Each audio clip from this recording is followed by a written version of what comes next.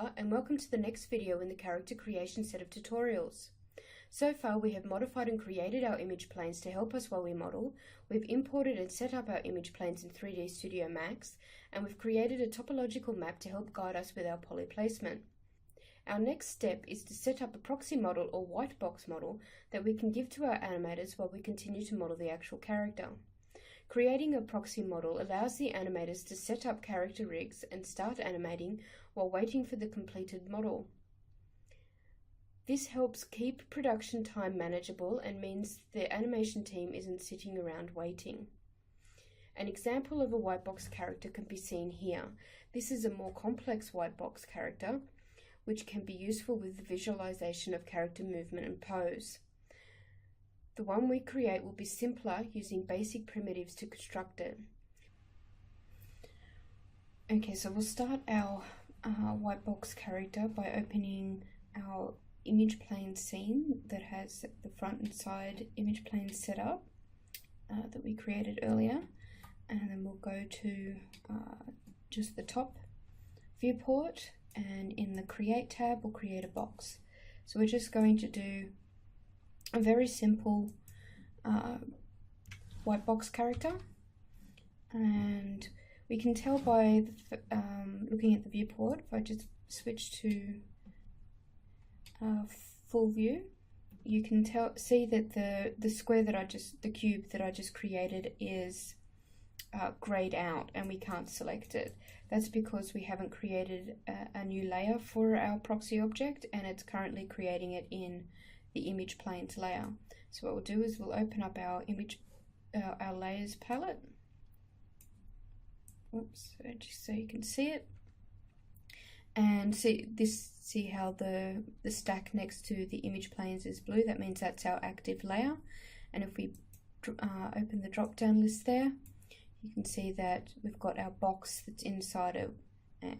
Since the layer is frozen, it's showing up as grey, and we can't touch it. So what we'll do is we'll select the box and we'll go new layer, so that puts the box inside the new layer, so we can close the image planes layer, and we'll double click and we'll call this CHAR for char for character, and we'll call it white box layer. Okay, so we'll just minimize that. And we'll move back to the front view, and we can hit Alt X to bring up the X-ray mode, and we just want to move, rotate and scale this box so that it fits the thigh of our character. So we only want to do it on one side, so we can move it to around the knee position, and then just using our shortcut keys on the keyboard, so W, E and R, just moving through those as we position the box. So we'll keep that as straight since our leg is straight. So you want to cover up as much of the thigh as possible. We move to the side and we can do the same thing. So just moving it back into position and moving the box and scaling the box so that it covers as much as it can of the actual thigh. So if we move back to the front again now, and to our modifier stack, so just the tab with the bendy cylinder in it again, and converting our box to editable poly just by right clicking on the box name and going editable poly. So, and then we'll move to vertex by hitting 1 on the keyboard, and we'll select the top verts, just all of the verts. So you want to do the marquee tool. So if you just try and click on the verts themselves, you'll only select the front vert, and we want to adjust all of them. So just use the click and drag to select all of them, and then using rotate it just a little bit and bringing it back out to keep the square shape so that it follows the line of the upper leg.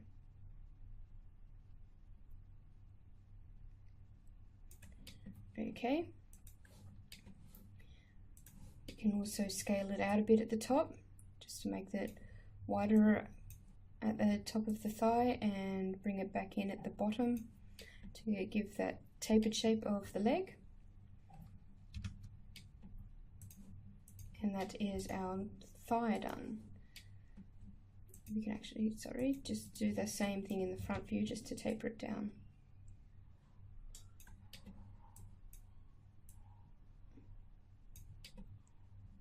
Okay. We can do the same thing again, so create another box, or we can clone this one, so just holding shift and dragging down to about the ankle. It'll bring up the clone options box. So this is like extruding, but since we've selected the whole object, it's going to clone it. Now you'll have different options here, copy, so that makes a duplicate, instance, and reference. So instance creates an instance of the object, so it's, if you change the original object, the instance will update, and reference is just a reference object. So at the moment we just want copy, so hit that, and then we'll do the same thing for the calf as we did for the thigh. So hitting 1 to select the top verts again, and we can straighten those off. I'll take my snap tool off there, and then just trying to level those off, and again just moving, rotating and scaling into position.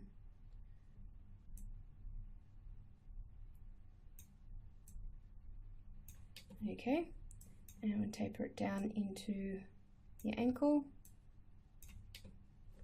and then move to the side and do the same thing. So you want to kind of match the same size as the top for the top of the box, and then just bringing it back and scaling it down for the bottom of the box.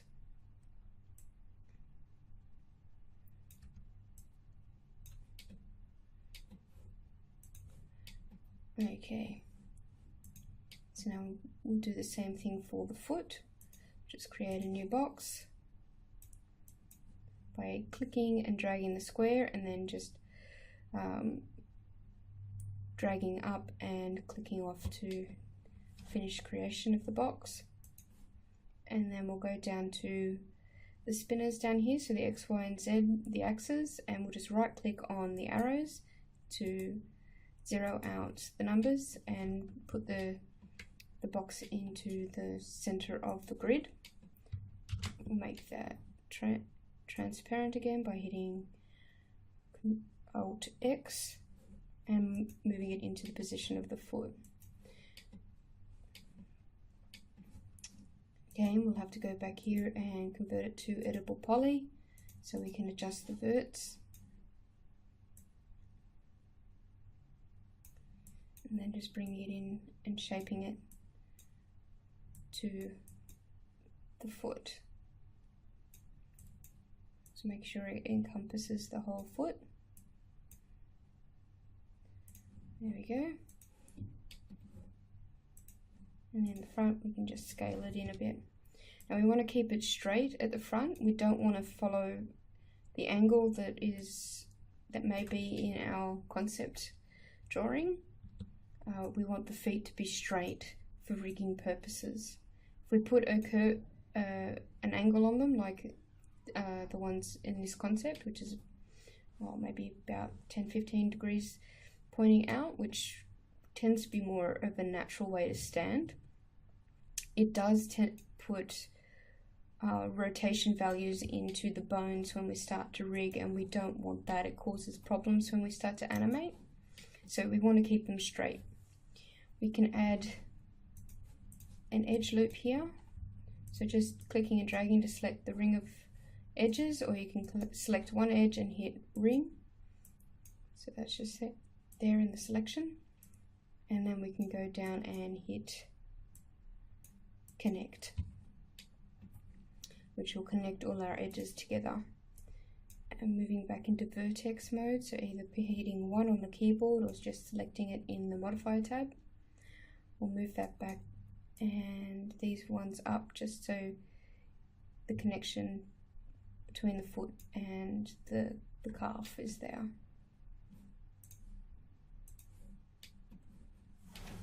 Okay, if we move into perspective mode view, and we'll turn realistic off because the shadows can be a little bit distracting, so just turning to shaded, so that's just by right clicking and selecting shaded.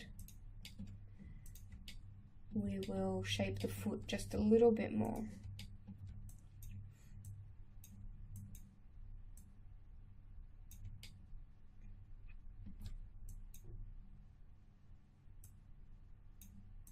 Just bringing out the vertices just to give a general shape as to what the foot will look like. So that'll actually go in there and the heel will come out. So it can be a little bit tricky since we're not going with a lot of polygons, so we're just keeping it really simple. And there's our foot.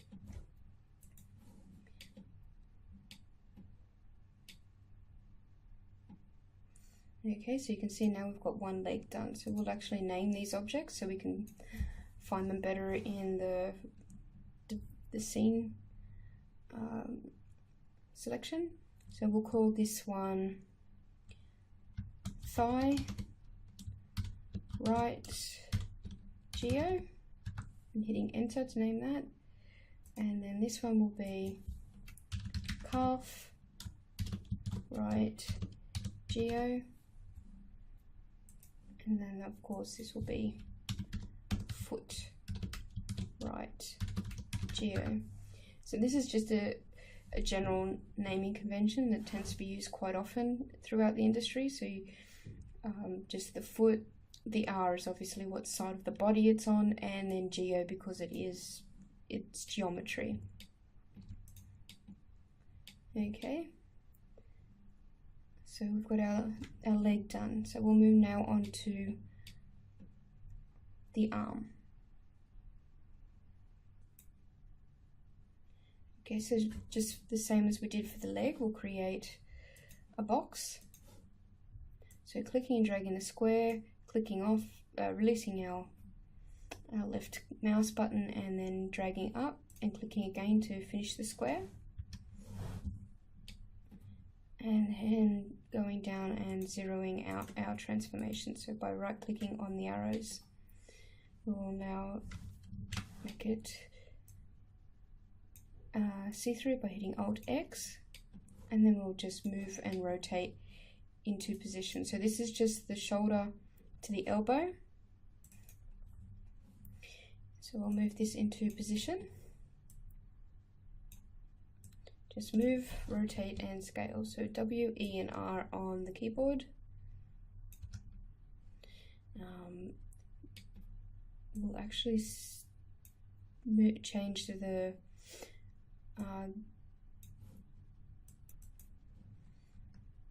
okay, so we'll actually change the manipulator space. At the moment we're in view, so that means that Y is always pointing up and X is always pointing to the right.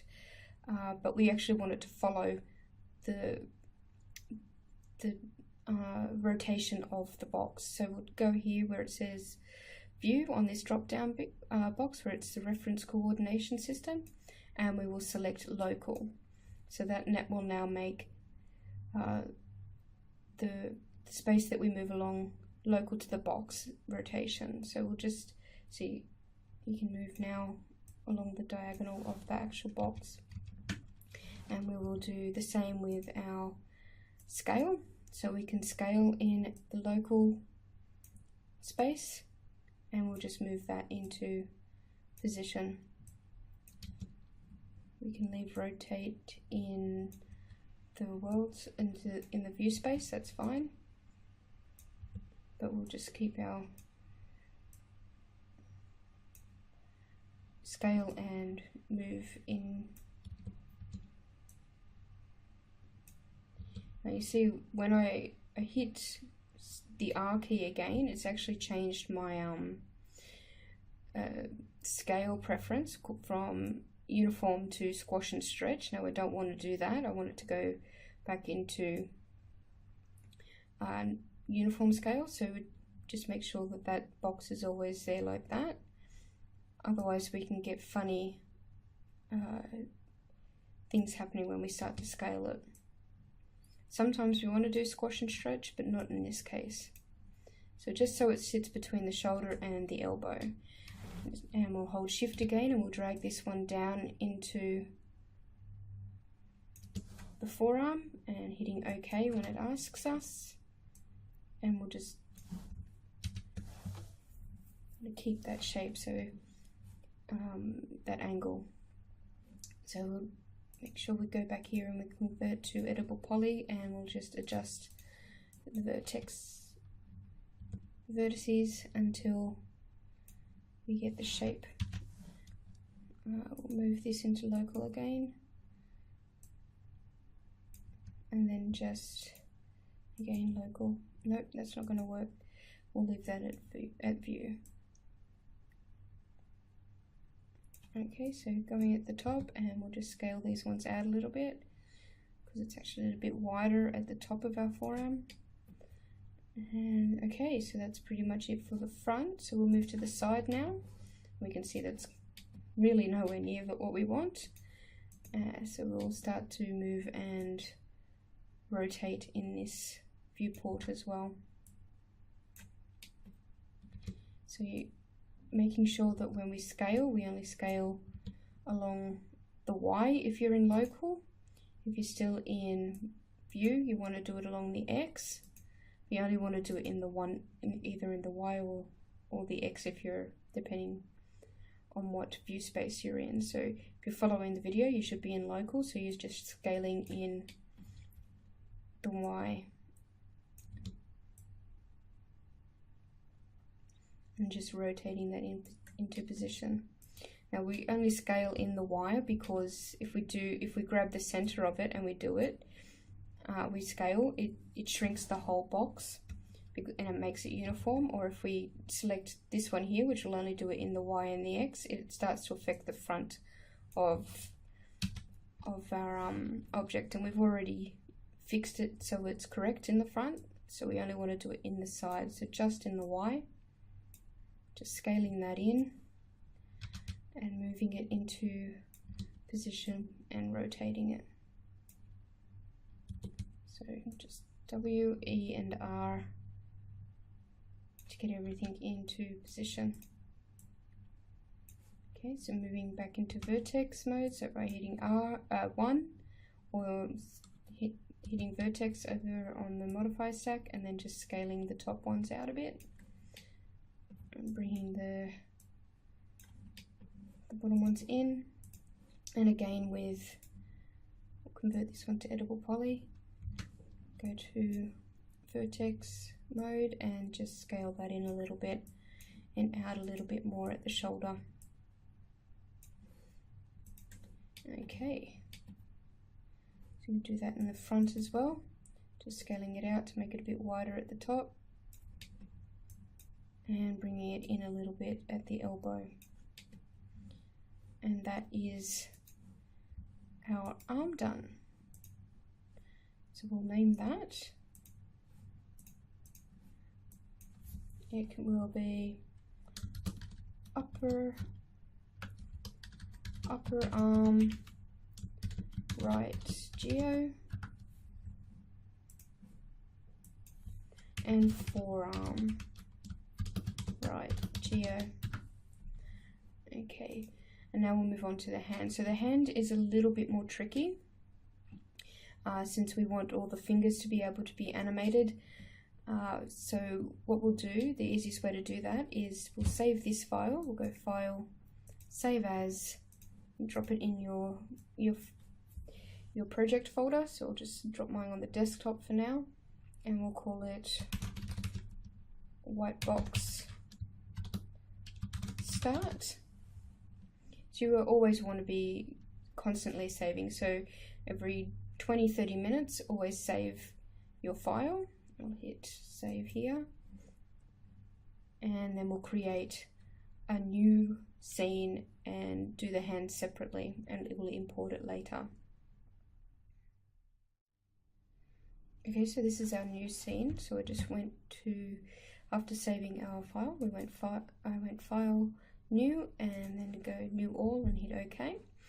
And I've done a quick Google search to find an image of a hand to use as reference. We should always have reference when we create anything.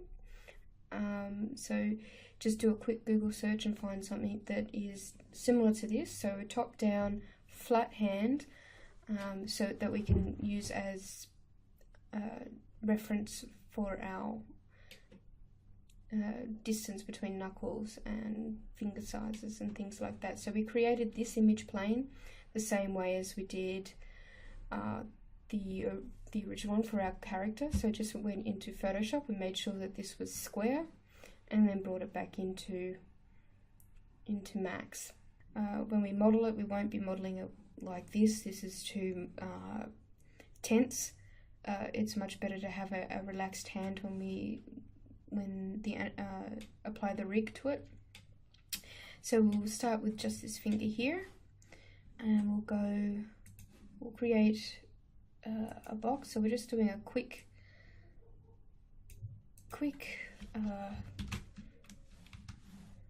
hand here. So we just create a box, and we'll rotate it so we can get the finger shape right. So what we're looking for is where the base knuckle is. So I'll move this out of the way so you can see it. So this is where the base of the finger is, so the knuckle, just to this knuckle. So from there to there.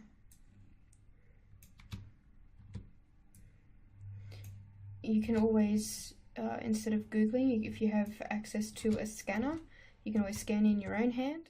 Okay, so we're just going to pause the video here while I continue to adjust the verts.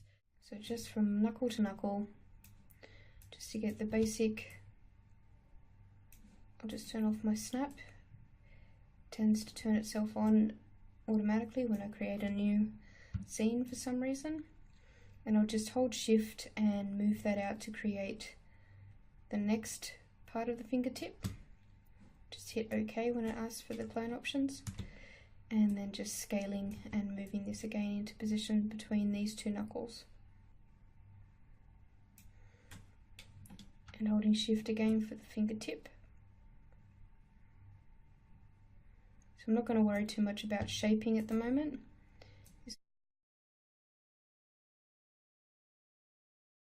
So we just want to get the size and position right. Okay, so that is one finger done. Just check it in the side here. Convert them to editable poly so we can adjust the vertices. And may as well attach them all as well. So I'll grab the bottom and I'll just make that a little less fat. So that is the first finger done. So moving to the side, we'll start to shape our finger a little bit more. Just by moving things around.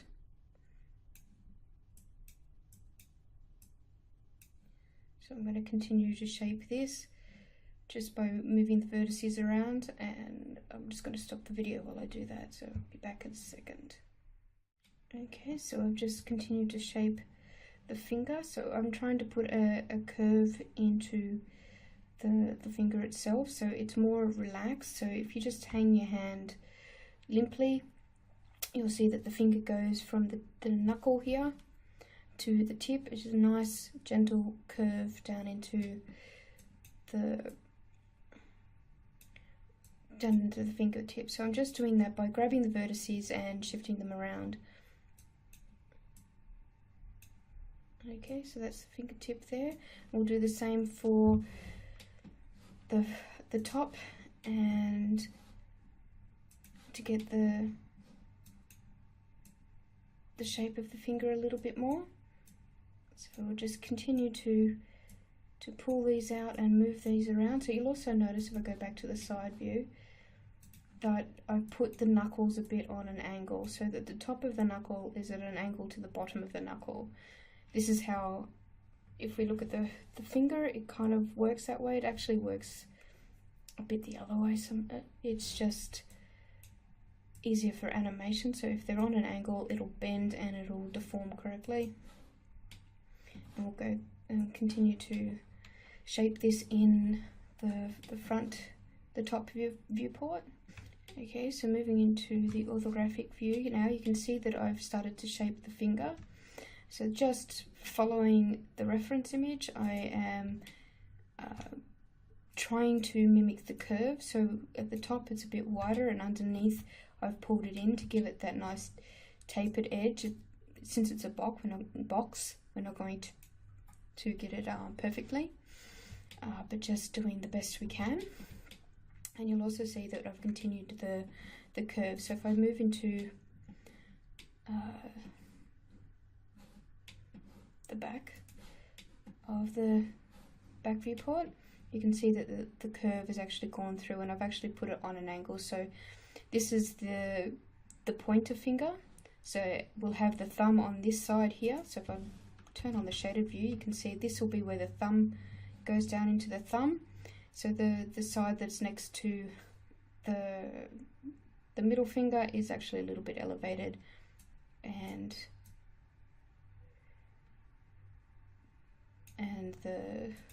the interior is, the exterior, sorry, towards the thumb is a little bit lower.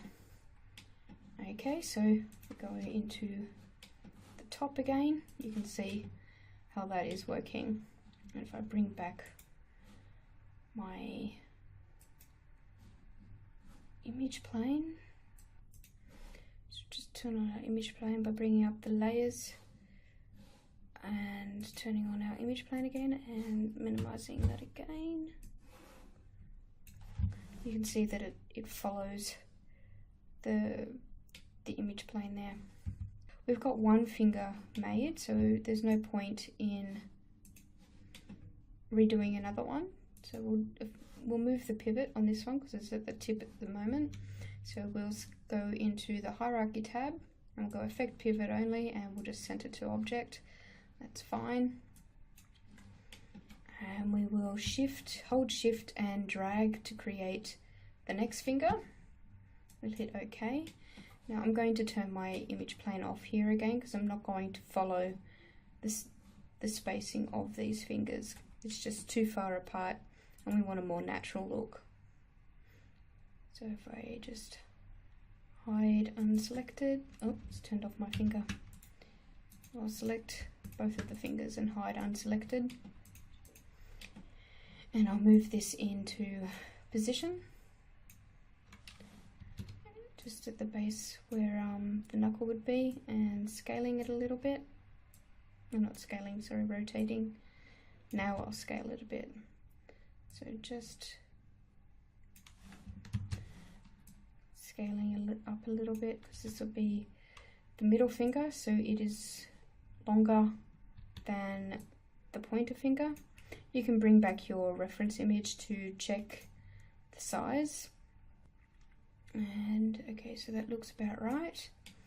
And we'll hold shift and we'll extrude that, clone that one again. And we'll hit OK when it asks us. And we'll just move that again into position. And scaling and rotating just so it can, so this one will be a little bit smaller. Some people's are at the same size as their pointer, some a little bit longer. So just go with your reference or your own hand. Have a look at your own hand. So yeah, just moving, rotating and scaling into position. And holding shift to clone our pinky finger. Hitting OK when it asks. Now this one's quite a bit smaller. It's usually around the, on my hand anyway, the pinky sits at level with the top knuckle of my ring finger. but again, just use your reference.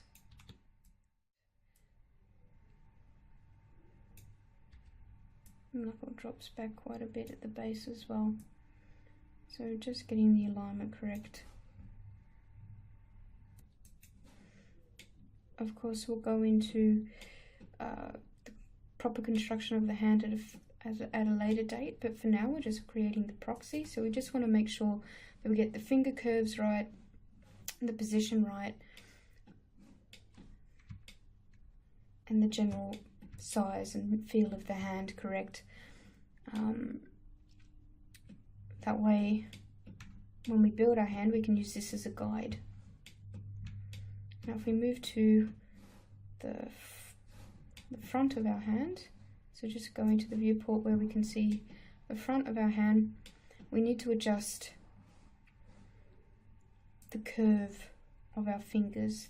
So it actually goes on a nice gentle curve between the knuckles. We'll also have to adjust the edge bit so we get a curve of those as well. So just moving those into position just quickly. Okay, so that's the fingers. Now we need to create the thumb. We'll create the thumb by moving to the top viewport, selecting the pointer should be fine, and we'll clone that. Here, okay, and we'll move it down into position. So just follow your reference image. I will bring mine back up so I can turn on my reference and just slowly bringing that back down into position using the rotate. You can scale it up a little bit, make it a bit longer to fit. So the areas that you're trying to line up is this second knuckle is here, the top knuckle is there, and the base knuckle is all the way down here into the wrist.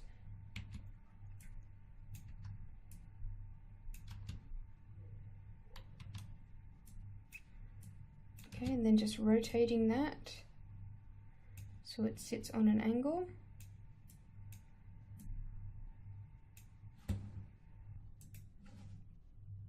So you can just see, there we go. So you can just see the side of the, if I scroll in you can see better, of the edge here as it comes around. Now we'll continue to tweak the shape of this one to get the better thumb. But before I do, I'll actually rotate it down this way a little bit more to make it just a little bit more of a relaxed pose.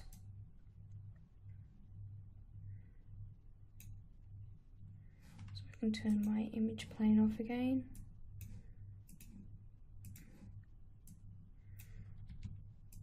Just getting a bit more of a relax, so it hangs from the wrist. And now we'll just continue to manipulate the verts so that they get into a more thumb-like position. We'll also want to, before we start, to bring these out and make them more thumb-like. We'll also want to move into the side of our hand and rotate it down a little bit.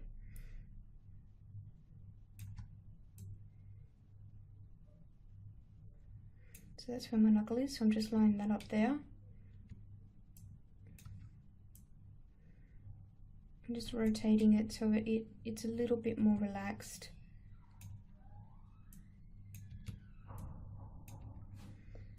Now I'll continue to modify the shape. Okay, so I've continued to shape the thumb. I've also moved it down away from the pointer so we get that nice C, elongated C type shape between the thumb and the pointer finger. And I've just started to shape the actual thumb itself. So making sure that the knuckles are where they would line up to be, because we'll be constricted to these joints once we start building. Okay, so that's our fingers done. So now obviously we need to create the palm. And to do that, we'll create a simple box. I think will be suffice for the palm of the hand. That way the animators will be able to animate all the fingers and know where the palm is. So just bringing back our reference image. Now you can see that the thumb is actually going through because I never bothered to lower the image plane. That's fine.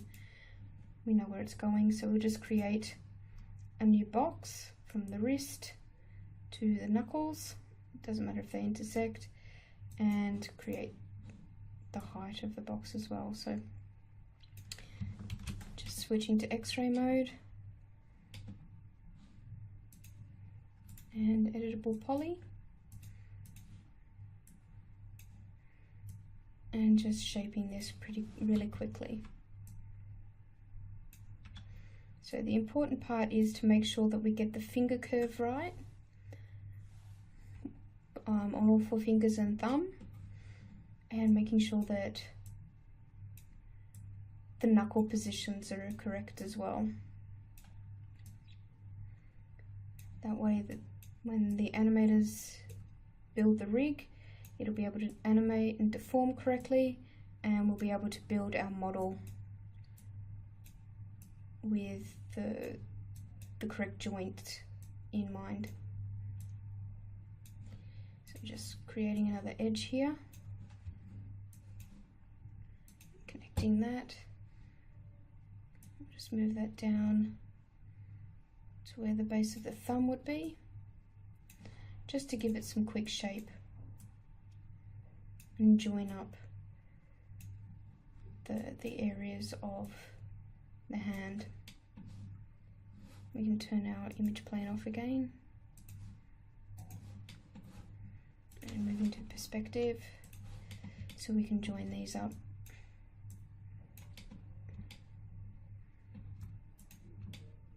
So you can always use your snap tool just to snap it to the edge, so we can get the same thickness of the hand, and this will join the base of the thumb. So turning off snap, we can see where that our hand is starting to take shape. So just continue to move the vertices around and to add edge loops where needed. So just continuing around the hand and shaping.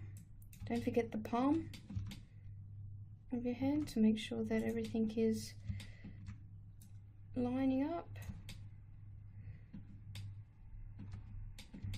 We can add another edge loop here. So that's just select the edge and hit ring and hit connect, and then continuing to shape these verts.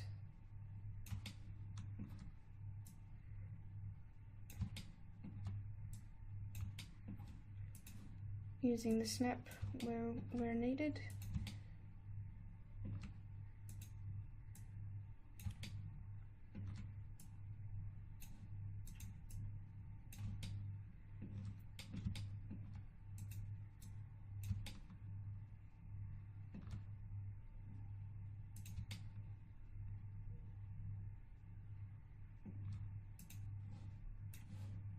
Now we'd actually have webbing between these 2 fingers, but for the proxy model this is probably okay. You can always pull this out a little bit to match the angle of the hand, of the thumb, sorry.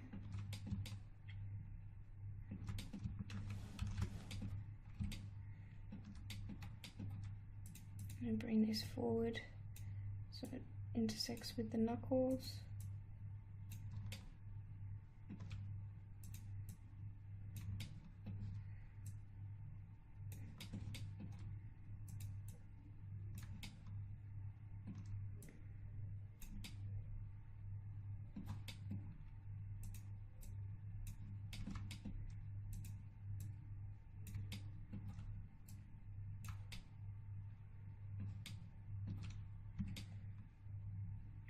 Okay, so just a quick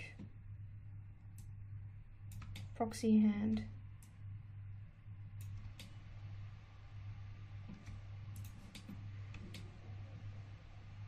Our fingers are all in a nice curved position, our thumb is in the right position, we're at a nice relaxed angle, got each of the bones, the joints in the right place, so we can just attach everything now. What we'll do is we'll select this poly here and we'll make the little socket. So going to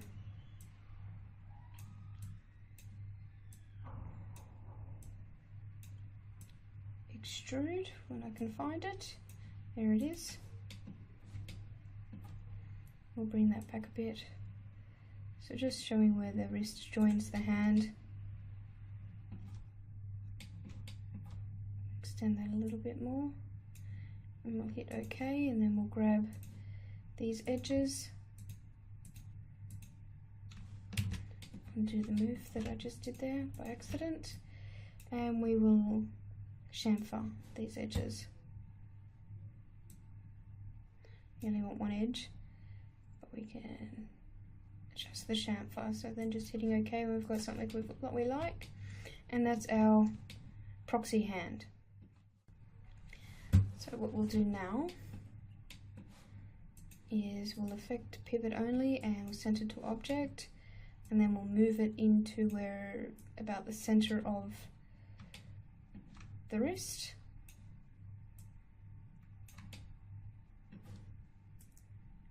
Just about there will be fine.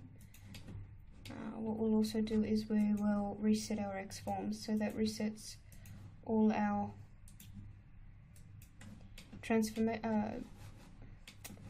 information. So that's just in the tools section, the little hammer. Go reset X form and then go to OK. If you can't find reset X form, I think it's there by default now in 2015, but you can also go configure button set and just have a look for reset X form, and you can either replace it just by dragging it and dropping it into one of these buttons, or you can create a new button by increasing the number and dragging it onto the new one. Okay, so once we've done that, we'll go File, Save As, and we'll call it Selena Hand.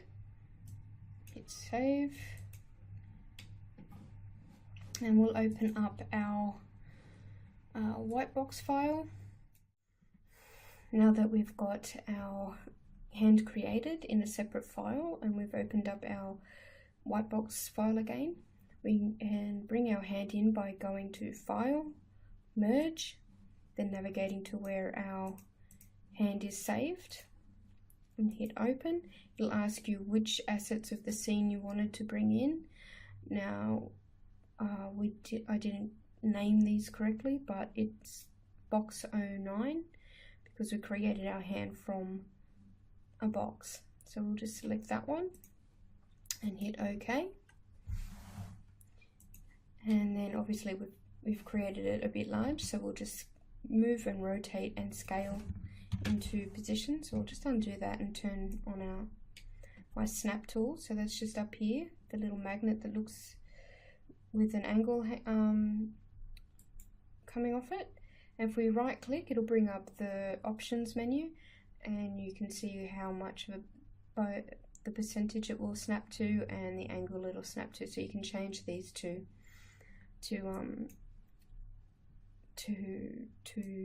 snap to different angles. So I'm just going to watch the numbers at the top above the rotation wheel and make sure that it snaps to 90 degrees.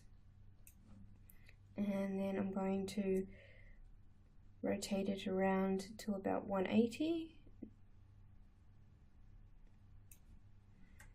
And we can see that it's on the wrong side of the body. So if we move and rotate, scale this one, we can get it in the right position, but it's for the wrong side of the body. So we want it to be on this side of the body. Now we can fix that easily by just hitting mirror and make sure it's in the Z axis, that it mirrors it. Now you mightn't have these buttons here. I don't think they're on by default, I like to have them open because these are the most commonly used modifiers by myself. So you can do that by going to configure modifier set here, so that's just this button, and you can put show buttons on, so it'll show up these buttons. Now they'll probably have different modifiers in them, so you can always change them by going to configure modifier set, so it's just in the same section. So just up here, configure modifier set, so show buttons to turn them on, and configure modifier sets to change the buttons, and then you can just scroll through and pick the ones that are commonly used. As you continue in Max, you'll figure out which ones you use the most. I tend to use Edit Poly and Edit Mesh. Sometimes I like to flick between the two. Symmetry, Mirror, Turbo Smooth, and Unwrap UVW and UVW Map. So you can just scroll through here and find the ones that you want. Then you can click the one and drag it onto the button that you want to change. You can change the total number of buttons that you've got up here just by changing it next to it, and then just hit OK once you've done. Or you can just go through the modifier stack, find Mirror, and this is why I find it easier to have the buttons, because sometimes they can be a bit hard to find even though they're in alphabetical order. So you just select Mirror, and you can do the same thing. It'll add it to the modifier stack for you. So just making sure it's mirrored in the right direction, and then right clicking and collapse all, so that applies it to the model. And then I'm going to reset my X form again so that we can have a nice clean object to continue with. And then I'll move, rotate and scale my hand into position. So we'll turn on, make it invisible, X-ray, and then just moving and rotating it to match the angle of the arm and the size roughly of what the hand should be. Turn off the snap again just to get the right angle, and going into the front and rotating it out so we get the 45 degrees continuing through the arm. So I'm still on local movement, so just up here, if we move to view, see if to get it into the correct position after we've rotated, we'd have to move it across and then down. It's much easier sometimes just to move into the local space as it moves on the diagonal of the rotation that it's already on. Okay, so you want the hand to be big enough so when we drop the arm by the side, it hangs around mid-thigh. So just using our guide as our reference plane as a guide, since the fingers on the actual reference plane are kind of curled a little bit too much. It can be a bit hard to see. So we're just using the general rule that once her arm is down by her side, so this curve in, it'll rest around the mid-thigh. So that's just about right. And of course we'll name this properly now, hand right geo. Alright, so now we've got one side of the body done. So we want to mirror each of these, so we'll have to change the pivot. I think the easiest way would actually be to attach them all. So just scrolling through the modifier after selecting the top of the thigh and going attach, and we'll attach the arms as well. Just be easier to do it all at once. And now we'll need to change our pivot, because when we mirror it, we obviously want to mirror it from the center of the object so it's on the same side, in the same position when we mirror it, So we go to the hierarchy tab, so that's that square here with the three smaller squares hanging off, and we go effect pivot only. We click that, And then down here, we make sure we're in view or world. Here one will be the same, but I tend to work in view mostly. And then go and zero out all of these. So just by right clicking on the arrows to make it all zero to the center of the grid. And then clicking Effect Pivot Only off again. And we'll reset our X forms just to be sure and collapse our stack. Now when we go right click on the object and go clone to make a copy of it. We want a copy, not an instance, and hit OK. And then we can just mirror it along the x-axis. So now we've got both arms and both legs in place. We can collapse all of those.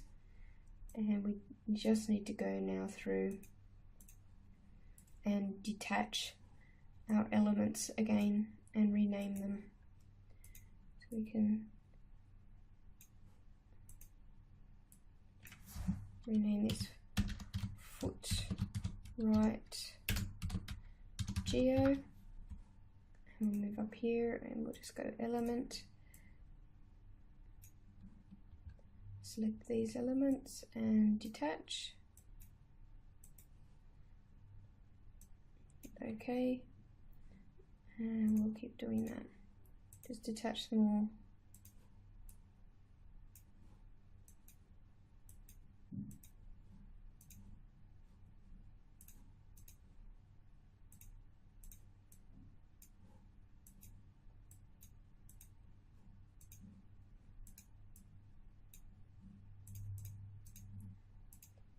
Just going through and making sure all of our elements are separate again. And then renaming them all again to, I just realized that I named the foot right when it should have been left. And down here, we'll change this again to calf left geo. Thigh left geo, and our upper arm left geo, and our forearm again left geo. Okay, so we'll just leave the hand as it is for now because we'll actually make these one object shortly. So now that that's done, we can go through and do the same for our right side, just making sure everything is separate. Just detaching.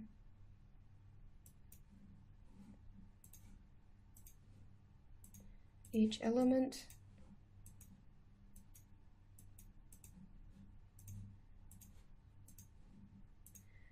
Of the right side of the body.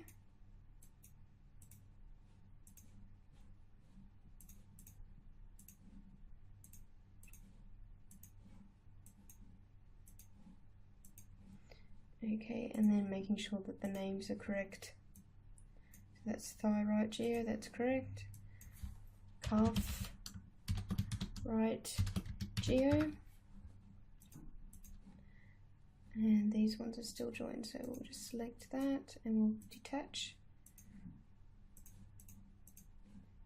And we'll go thigh right geo again, and same for the upper arm.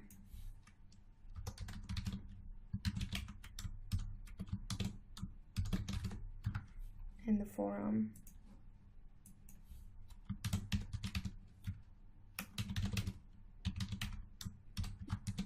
Making sure they've all got right on them. And for the hands, we'll actually attach the hands together and we'll just call them hands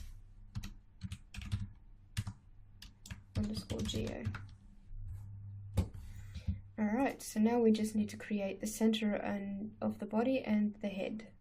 We'll start creating the center of our body the same way as we did the arms and legs, by going to our top view and creating a box. So just dragging out the shape of the box, releasing our left mouse button and dragging up to create the height, and clicking again to create the square. And again, we want to center this box just by clicking in, on the arrows in the transform at the bottom of the screen. Then we'll make it X-ray by hitting Alt-X again, and then just moving it up to where the pelvis is. So just using the middle mouse button to navigate around the scene, and the scroll button to zoom in. So we'll go into our modifier again and create, convert this to an editable poly, and using we'll move back into our view mode rather than our local, and we'll just scale until that's about the right size for the pelvis. So just so it sits on the outer edge of the hip, and then moving into vertex mode by hitting 1 on the keyboard, grabbing the top verts, and again moving back into view, not local, and just scaling that in for the waist. Okay, so we may need to scale this out a bit more. It doesn't matter if it clips, that's fine. And that is our pelvis. We might actually make the connection between the leg and the pelvis a little bit better. So we'll create an edge along in the center of our cube here. So just selecting the ring by dragging around them and connecting the edges. So that way we can delete this half. So just going into polygon mode and dragging around and hitting delete on the keyboard, and back into vertex mode and our move manipulator by hitting W, and we'll just drag this up so it hits the top of the leg there. So we'll actually bring that in too, so it looks at the base of the hip,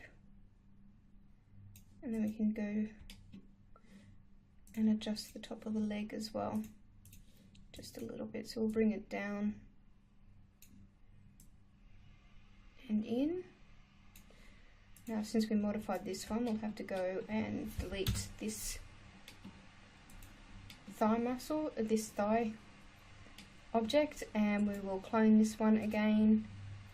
Hit OK. Well, actually, while we're here, we may as well rename it. So change the R to an L and get rid of the numbers at the end of Geo, and hit OK, and then just mirror it across and collapse the stack. Okay, so there's our pelvis done. So we want to obviously need two sides of our pelvis, so we'll clone this one as well. Just doesn't matter about the name at the moment because we'll rename it again, and we'll mirror that and collapse our stack. So we'll select the original part of the pelvis and we'll attach the other side, and then we'll grab these center verts and make sure that they're welded. So go over to the side and hit the weld settings and just keep a small amount so that you're not getting the verts from behind. So, okay, and just into the side view, just using the toggle button down the bottom here to switch between all 4 views, and then clicking in the view that we want and using the toggle to toggle out of it again to make it full screen. And then we're going to scale this in. So we'll do it in the object mode first and just move, rotate and scale into position. So we need to rotate that a little bit. No, we won't actually. We'll undo that and we will just move the vertices around. So to bring that out, and we'll bring this in. So she doesn't have any backside at the moment, that's fine. We'll bring this up again a little bit, just to mimic the bean shape that she is.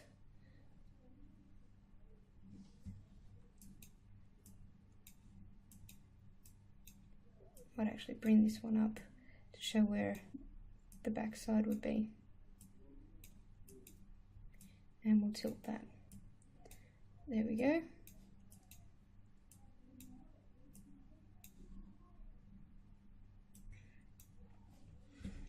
Just continue to pull this up a little bit to put it on an angle.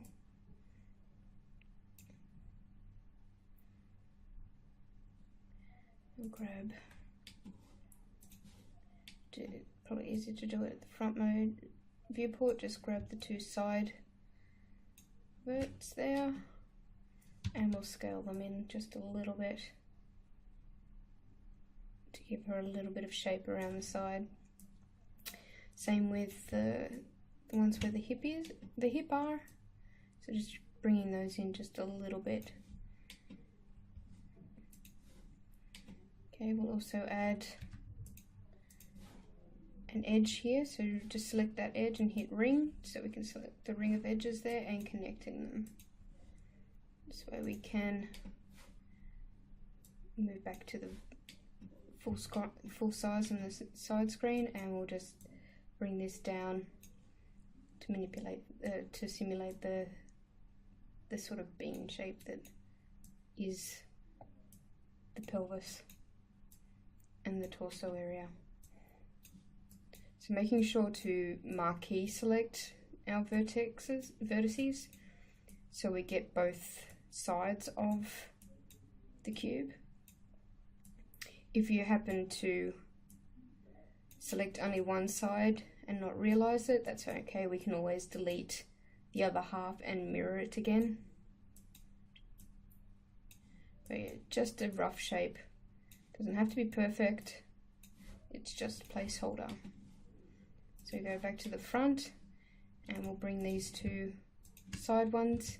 We'll scale them in slightly again to round off the pelvis. It can be easier to go into shaded mode so we can see where we are, whether we're grabbing the front or the back, and we're just rounding these off. So grab these side ones and bring them back out to where the side is, and then just rounding them off. So grab the back and rounding that off a little bit. Now we want to grab all of these on the base and pulling it down so it sits back where the crotch is, so the base of the crotch. Grabbing the side of these ones again and just bringing them out so it matches on the front view. Okay, so that's our pelvis done. Before we complete the pelvis, we'll actually bring this down a little bit and make it more around the hips. Just scaling it out so it hits our edge lines.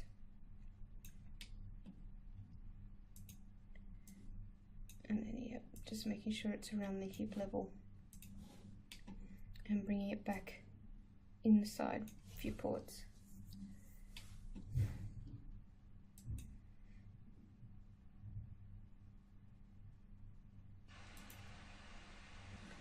Okay, so moving on up, we will hold shift and drag this one up, go hit OK, and we can see that when I've gone into X-ray mode, one side is actually different on the pelvis. So what we'll do is delete this half of the pelvis and remirror. So clone, right clicking for object properties, go clone, hit OK, and just hit mirror. And then we'll attach the other half to it and weld in these verts again. Now because we haven't changed the settings, we can just hit weld and it'll automatically weld it. Okay, so hit Alt X, and now it's the same on both sides. Now moving back up onto this one, we can delete this half of the object, and we can start moving our verts back into shape for this part of the body, which will be the base of the spine. So just making sure it sits about flush with the pelvis or the hips, and get rid of, got to move into perspective mode, and we'll actually get rid of some of this geometry. So you can target weld these center verts to the end. So just clicking on the vert we want to weld, and then the one we want to weld to. Just gives us fewer vertices to deal with, and it's unnecessary for this part of the object. So just around the center part of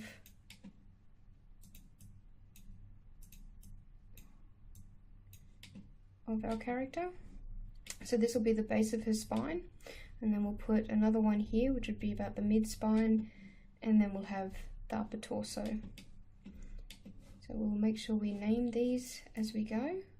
So we'll go back down to our pelvis, and we'll call this hips geo, and we will clone this section, and we'll mirror it over to complete the shape. Collapse it again and attaching, and then welding the center verts. I will name this one spine base geo, and then we will hold shift and drag up to create our new section, and hitting OK. And again deleting one half, so we can work on just the one half at a time, and reshaping the vertices to our character shape. Make sure they sit down on top of each other. A little bit of clipping is fine, because it's only a proxy object.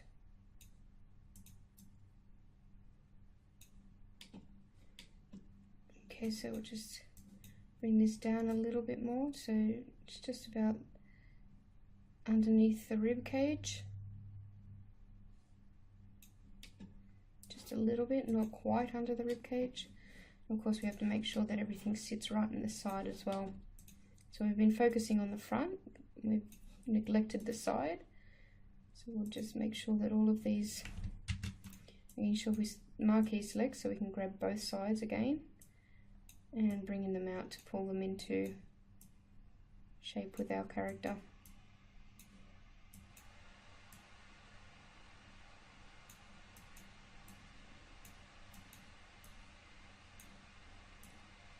Okay.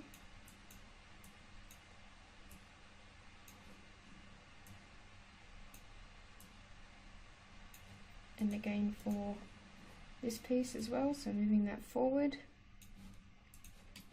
and moving it back into shape.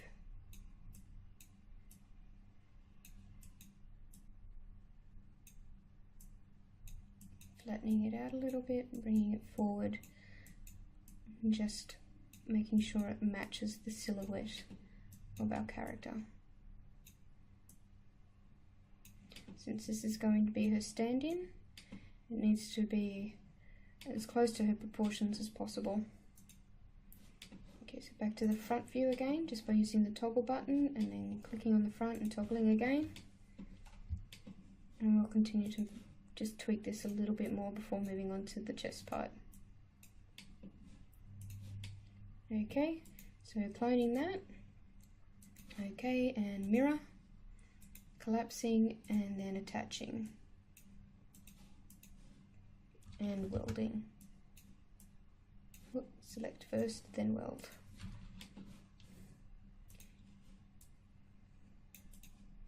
Okay, so for the chest area,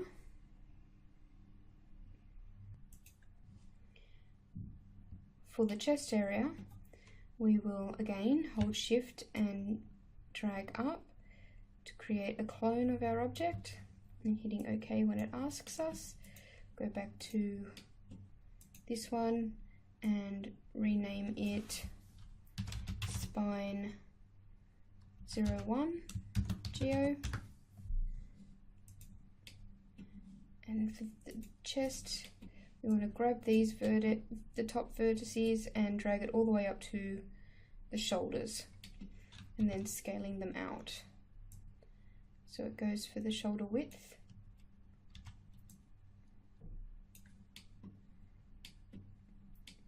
Okay, so again into the side to make sure that we've got the shape right, and then just pulling everything in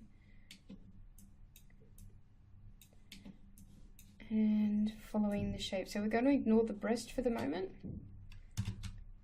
We just want it to be just the chest part. So just moving, rotating and scaling these until they're around the same height as the shoulders and about the same width. We'll add an edge loop around the center here just to give it a bit more shape. So selecting the ring and just hitting connect and using rotate and move. Rotate that back a bit.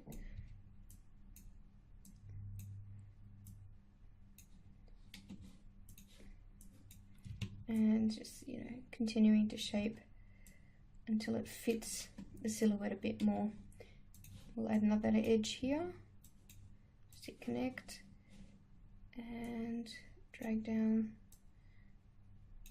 just to get the shape of her back. Rotate that a little bit. And of course go in and pull these verts out so it goes into the front of the chest.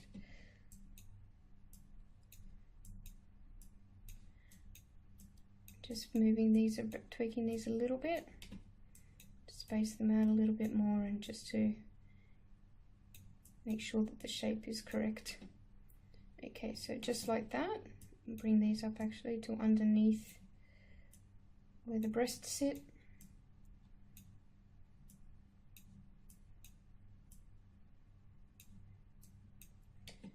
Okay, I'll bring these forward back a little bit and moving to the front to make sure that everything is sitting right with the new edges that we created. So bring those out so it's about the same width of and sits at the armpit level, and just around here just to scale that out a little bit, and again and just a little bit around the edge there. Okay, so that's our chest. So we will name this Chest Geo.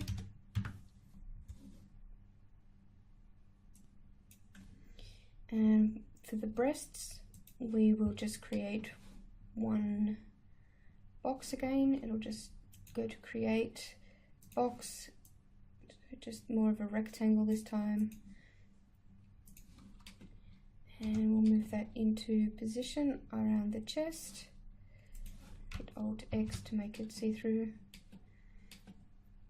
And we will zero this out on the X, so the center of the box is on the center of the grid. And we will make this an editable poly again. And scaling in the vertices until it's the edge of the breast, and scaling it down so it's about the width of the main bulk of the breast.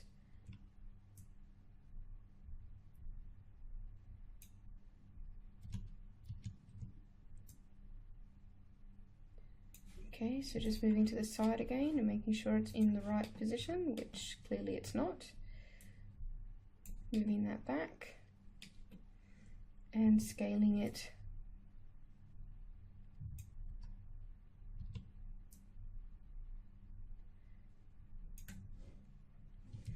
And rotating it so it sits on the chest. Need to move this out a little bit. Our pivot point is off center, but that's okay. We will just go back into vertex mode and make sure we're on view and move this into position that way. So just where the breasts lie, make sure it's still in the same in the front. Yep, that looks pretty good. And we can hit OK, and we'll call this breast geo.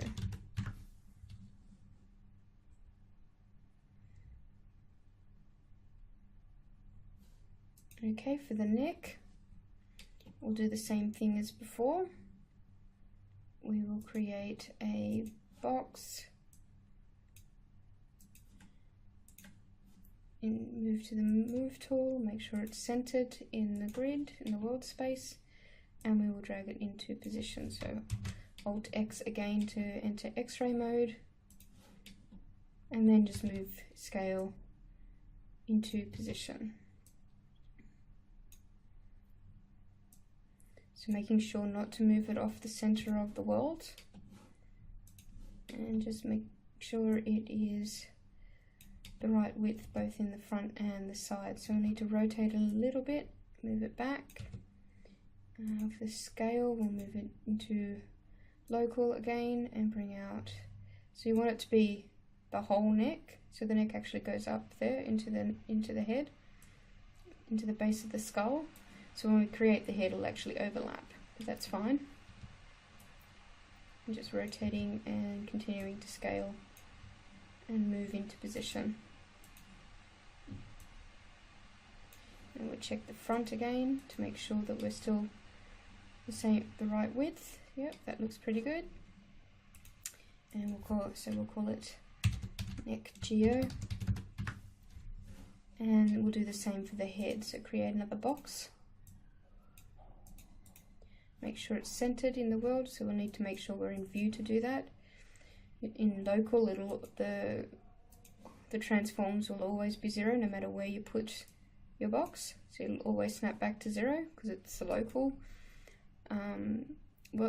space. So we'll make sure we're in view, and we will 0 those out by right clicking on the arrows and then moving this. Undo that. Just moving that box into position around the head. Hold X to see through it again. So you want to go from the base of the chin, moving to view again, to the top of the head. Now, if your character has hair, when we create the head, at the moment we'll just include the hair, but when we actually model the head, we won't model it to the top of the hair, because the hair obviously sits on top of the head, so the head would actually come underneath the hair line and sit on top, so that there's volume to the hair. So just something to keep in mind. So we'll rotate this a little bit to give it the angle of the head. Make sure we're in local space and just rotating, move and scale to get it into position. So moving into local space when you need to. And just make sure it's as close to as possible. We'll put a little bit more shape into the head, just so we can tell what's the front when we're looking at it, if the breast box isn't enough. So we'll move into editable poly. We'll add an center loop. So select the ring and then hitting connect, and we'll delete half of the head again. Okay, so we'll bring the back of this down so it hits the top. Enter shaded mode so we can see where we're looking. So just shaping the head just a little bit more to give us an idea of where things sit. So we might actually add an edge loop around this ring as well. So selecting the edge here, hitting ring and then connect, so we can round off the head a little bit.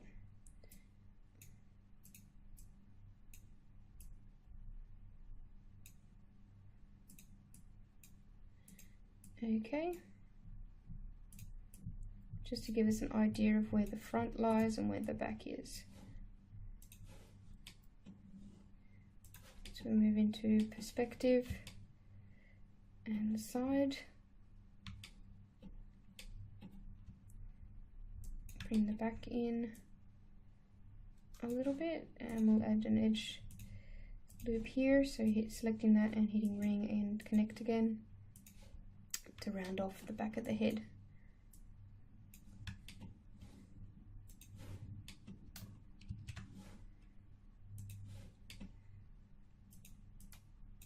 So just manipulating the verts a little bit to give it a little bit more shape.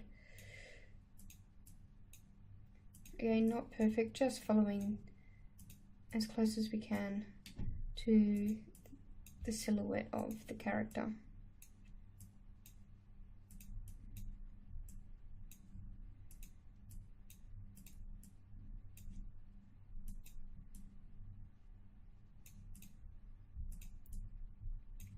Okay, I think we're almost done.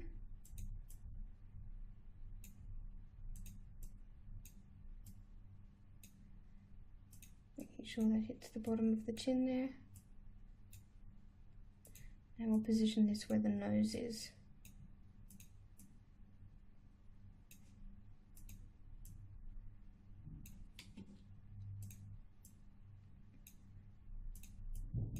Okay. So we'll move back into the front. Make sure we're as close as we can be to the silhouette of the head.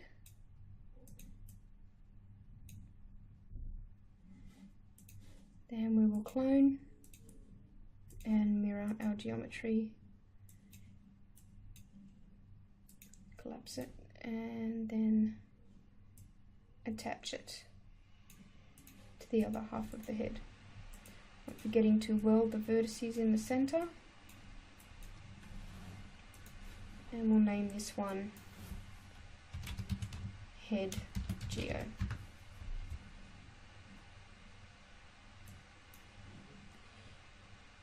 Okay, so if we just go back and have a look at the side, we'll fix this chest up a little bit here. It actually falls in to the body. We don't want that. We can bring that up so it hits at the side. There we go.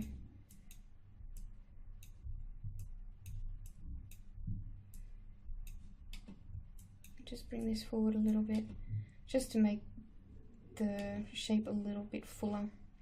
We can also grab out all our arms. So we'll just marquee select all of the arm and bring that forward into the position of where the shoulder is on our image reference. Okay, so if we look from the front now, we have a full proxy character. So there's just a few things now we need to do to clean up our scene and make it ready. If we scroll around, we can see that she looks pretty strange, a little bit robotic, but that's all we need for a proxy. So she's just a placeholder until we can get the actual geometry done for our animations. Okay, so now what we want to do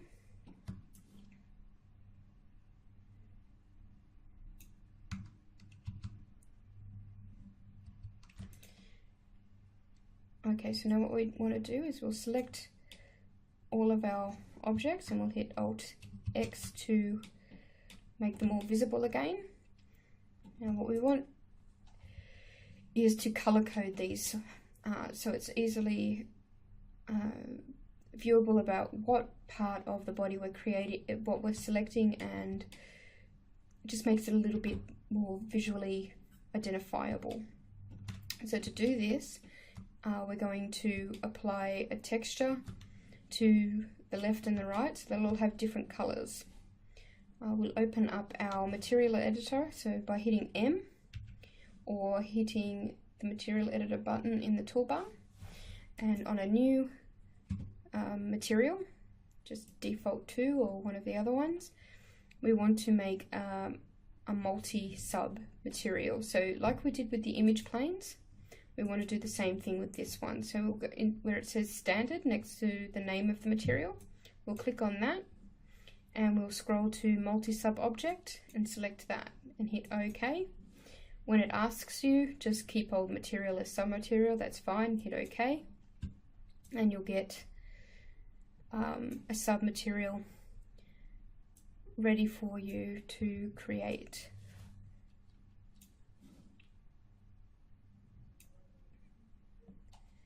Okay, so just having a look at this now, we can see that we've got 10 materials inside of this sub-material. You probably won't need that many, so we'll change the number to 6 should be okay. Okay, so that just makes it less to deal with. You can have as many as you want. It does get heavier memory-wise, but we're only going to add colors, so it's not a problem. So for the top one where it says default 2, click on that. We'll rename this to head underscore matte, so it's we know it's the head material. And where the diffuse is on the big color swatch, we'll select that, and we'll get this pop-up, the color pop-up, and we'll just select a color. So I'm going to go with, for the head, a cyan color, so maybe not that smarting, we'll make it a little bit darker, move it into the blue a little bit more. So just a nice bright primary color, so it's easily recognizable again in our scene. And we'll hit OK. Now I'll also adjust the specular level a little bit to make it shiny, and I'll bring in the gloss a little bit as well. So make this about 70 and the gloss about 25. Okay, so we'll hit this little button here with it looks like a sphere with an up arrow to go to the parent of our material, so that takes us back to the main multi-sub object, and we'll select the next one. Now where it says none, it means there's no material that has been assigned, so it'll ask you when you click on it what kind of material that you want. So we'll do that, we'll click on that and it'll come up, and this time instead of selecting multi-sub, we want to select standard, so just a standard material. Double click on that and we'll name this one torso matte, hit enter, and for the diffuse on this one I'm going to make a magenta color. I think would be good. We'll just stick with magenta, maybe a little bit more towards the red. So it doesn't really matter as long as it's nice and bright and it's not a color that you'll find in your texture.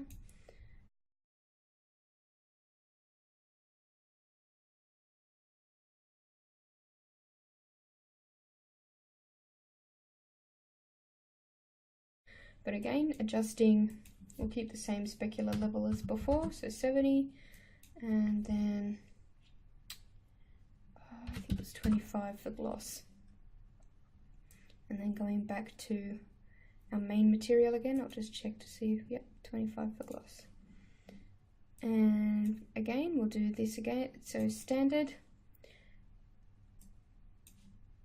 We'll name this one pelvis, and we'll make this one blue, a nice dark blue. Okay, so just the speck and the gloss again, and then going back to our parent.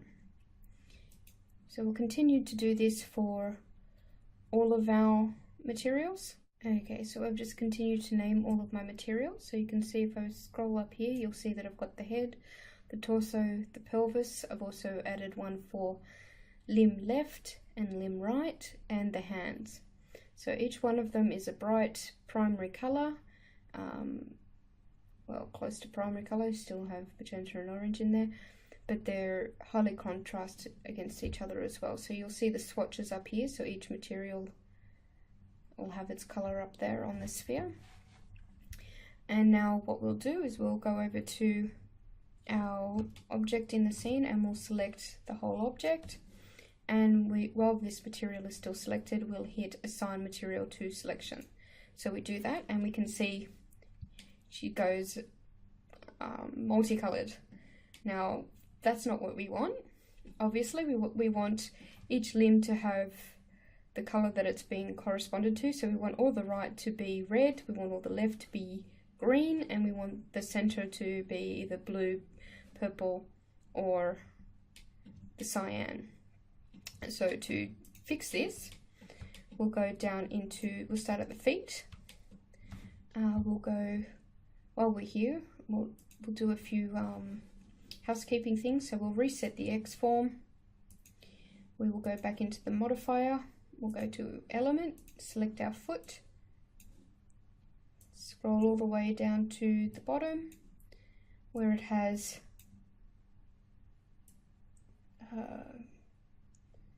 where is it? There it is, Polygon Material ID. So it's close to the bottom of the stack of the modifier tab, and we will clear all this here. We'll hit clear all so it gets rid of all our smoothing groups. We don't need the smoothing groups.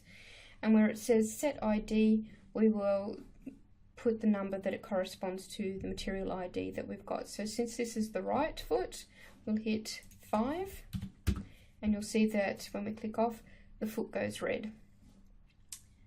Okay, so now we've done that, we'll collapse the stack, so collapse all, and we'll move on up the leg. So again, reset X form. Okay, so reset the X form, we'll go polygon, element, sorry, selecting the object and scrolling all the way to the bottom and setting our ID to 5. So we'll do that for each of the right leg and the upper and the forearm of the arm. Okay, so you can see now that we've got our right leg all red and our two objects for our upper and lower forearm, upper and lower arm on the right are completely red as well. So we've gone through each one, we've reset the X form, and we've set our material ID to 5. So we'll do the same on the left side of the body. So selecting the foot, resetting our X form, going to element and selecting the foot again, making sure it's selected, clear all,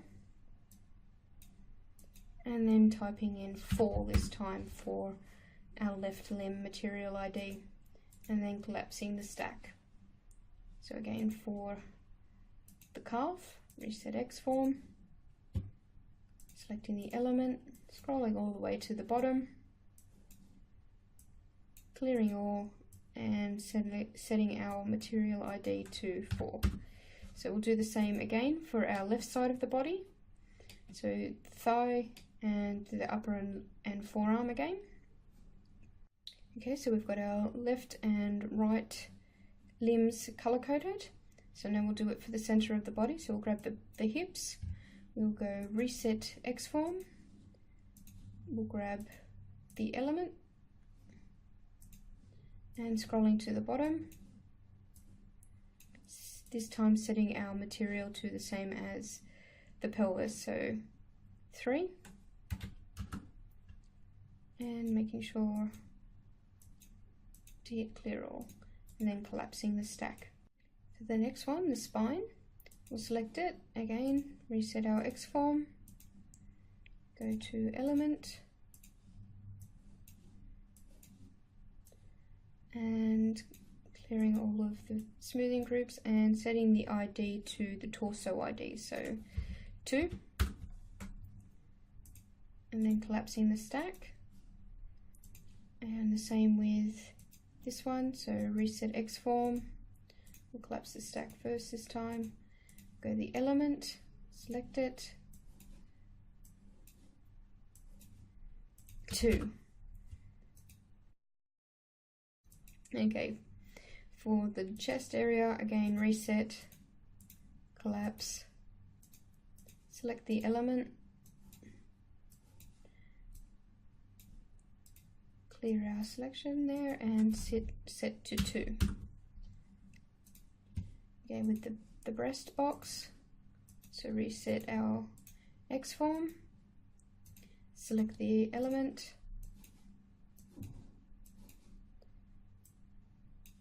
clearing our smoothing groups and setting material ID to 2.